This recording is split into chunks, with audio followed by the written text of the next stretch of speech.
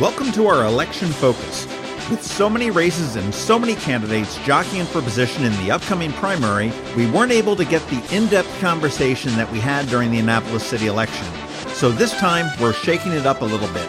We identified key challenged races and invited all of the candidates to pitch us.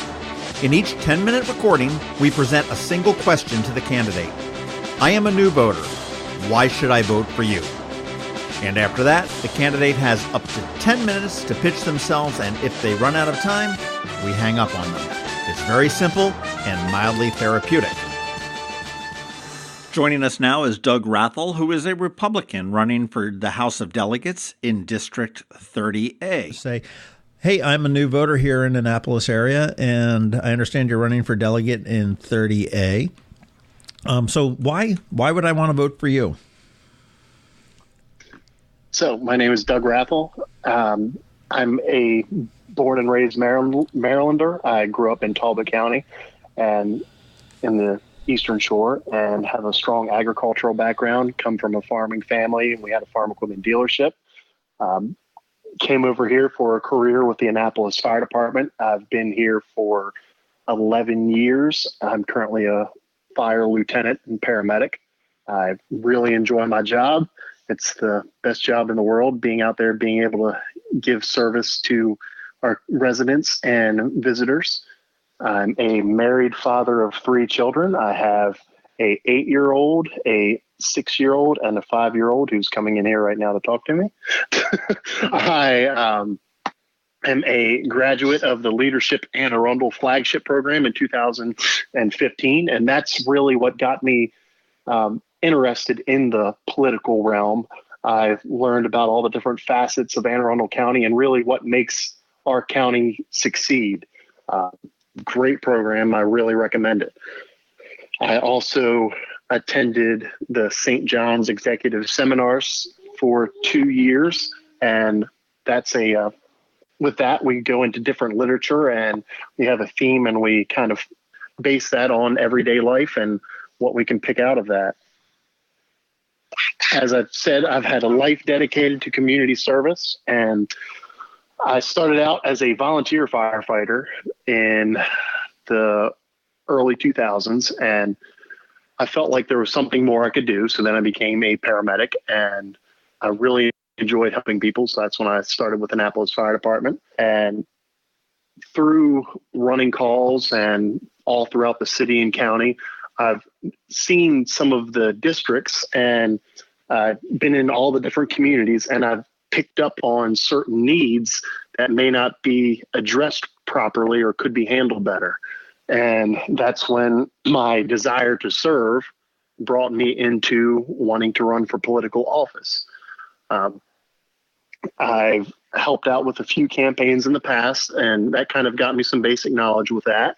So when I saw that Delegate McMillan was not running again and that there was a possible vacant seat, I had the long, hard talk with my wife, who is a emergency room nurse, about running for office, and we decided that we would give it a chance. So I declared my candidacy the next day and have been out putting in work since then.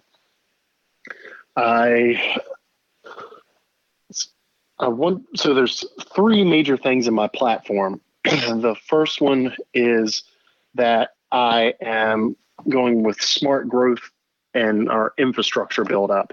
Our county and city have seen a large influx in populations and new communities. But with that, our schools have not been increased in sizes or new schools built. We haven't had new police districts created until recently.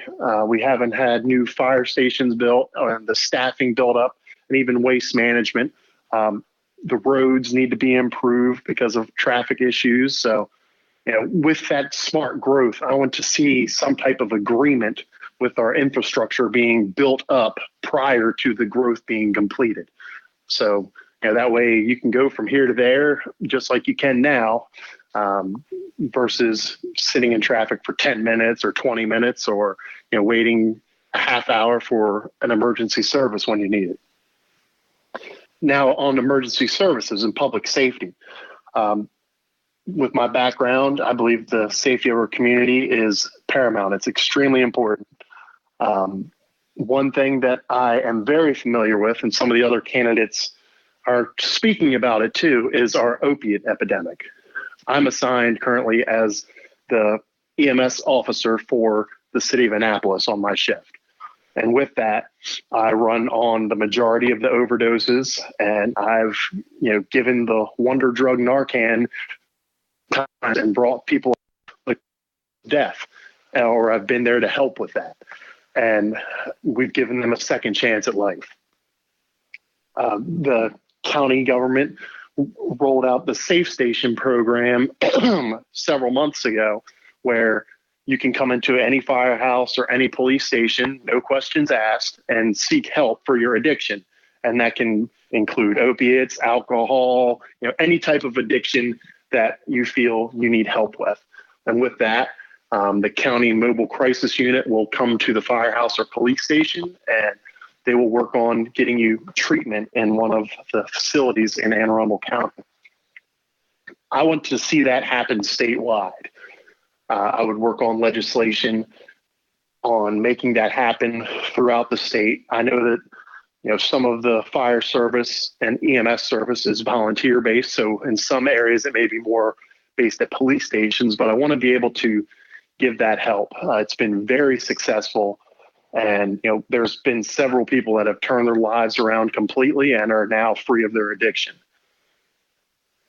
The problem also with that is we need to make sure that we build up our back end services, because I've seen that with our current status is that several times people will come in and want help, and due to a lack of beds or lack of facilities, there's only so many places that they can be treated, and they could go home and could overdose the next morning possibly while they're waiting for that treatment. So I want to see additional beds, additional facilities with mental health, and just really having places for people to go and get that help that they want, because it's killing too many of our citizens, family members, and residents. Then also, I want to look at our school safety, which is a very large issue currently. We've had several incidents in schools throughout the country where children are losing their lives or being hurt, as well as teachers. No, this is a newer issue that we've really been trying to deal with, and I want to work on establishing a committee to really try and figure out what's going to be the best option for this. One thing that I believe we can work on beforehand, and while we're working on that committee build up, is that I feel that we can educate all of our teachers in CPR. And that could be something that's done with the health department and the fire department in coordination. And then also educate our teachers in a Stop the Bleed training, which is a national training program, which goes along with CPR a lot now. And that's for massive bleeding, hemorrhage control. And you have little kits basically in centralized areas that have trauma dressings and stuff and tourniquets to help prevent your life being lost by massive hemorrhage. That could be done. That whole program could be rolled out in a few months to teachers throughout the county and even throughout the state. CPR is life-saving. Of course, we have lifeguards know CPR, babysitters know CPR. So to me, it only makes sense that our teachers would know that too. And we just really need to try and figure out the best way with our committees, how, we'd be able to increase school safety. I personally, don't know if that's going to be adding more officers, securing, points of entry. There's a lot of different options that need to be looked into that I think would go well with town hall meetings and meetings with PTAs and several members of the community. Then our taxes, it's expensive to live in our county and in our state. I want to keep our taxes as low as we can. 1 minute. Say what? 1 minute. Okay. I want to keep our taxes as low as we can. I want to either lower them or hold them at the current rate as long as our public services won't be affected. To get more information, you can go on my Facebook page, Elect Doug Rathell. You can go on my Instagram or Twitter at Elect Doug. And you can also follow my hashtag Elect Doug. The primary is June 26th, and I'm hoping for your support. And I hope to see you at the polls.